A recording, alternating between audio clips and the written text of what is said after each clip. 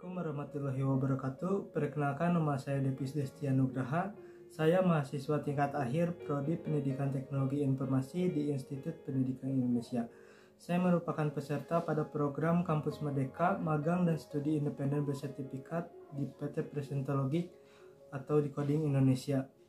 Jadi pada kesempatan kali ini saya akan berbagi atau sharing pengalaman saya selama mengikuti program MSIB ini.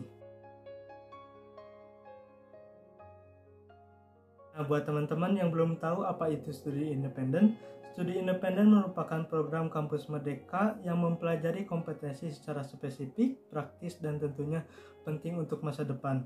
Selain itu, kita akan secara langsung berinteraksi dengan para pakar untuk memahami penerapannya dan mempraktekkan kompetensi tersebut dalam proyek yang real. Nah, berdasarkan pengalaman saya selama mengikuti program studi independen ini, yang saya dapat tentunya pembelajaran yang relevan, yaitu ilmu praktis dan sertifikasi yang sesuai dengan kebutuhan industri. Kemudian yang kedua, saya diberikan kesempatan untuk memilih dan masuk ke jalur karir yang saya inginkan. Yang ketiga, pengalaman untuk mengimplementasikan ilmu sesuai dengan standar industri. Dan yang terakhir, saya dapat membangun dan memperluas koneksi saya dengan mahasiswa lain dan pihak yang relevan dengan karir yang saya pilih.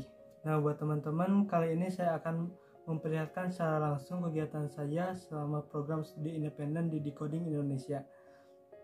Jadi, kegiatan saya pada program magang dan studi independen bersertifikat di Coding Indonesia, yang pertama kegiatan belajar mandiri atau CPS yang dilaksanakan pada platform decoding.com.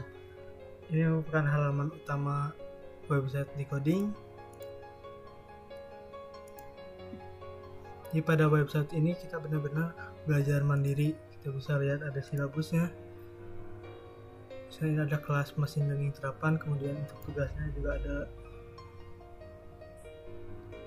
Untuk contoh tugasnya, learning path yang saya ambil di coding itu machine learning dan front end web developer. Jadi pada learning path ini khusus untuk membuat atau berfokus pada pembuatan model machine learning. Ini contoh tugasnya. Kemudian yang kedua, sesi pengisian logbook, modbar, dan pelaporan progres pada platform portal Kampus Merdeka.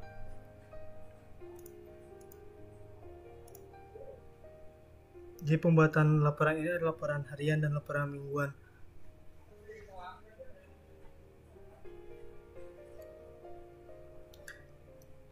Kemudian ada sesi konsultasi soft skill dan penyiapan karir, juga ILT, yang itu pembelajaran secara langsung bersama expert di coding yang dilaksanakan pada platform Google Meet.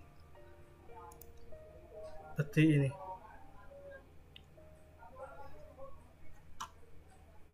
Dan yang terakhir, kegiatan yang saya lakukan di Coding Indonesia adalah pembuatan capstone atau final project yang dilakukan secara berkelompok.